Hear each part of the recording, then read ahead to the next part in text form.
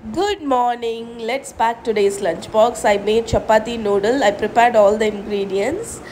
Take some chapati, slice it very thinly so it looks like noodles. Set this aside till needed. In a pan, heat oil. Add in sliced onion. Saute for 30 seconds.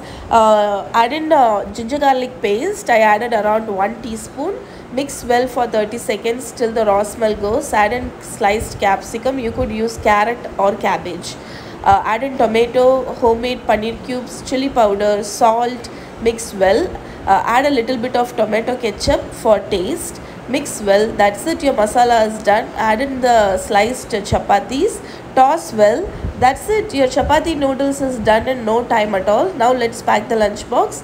I added some hard boiled eggs and mangoes are in her snacks box.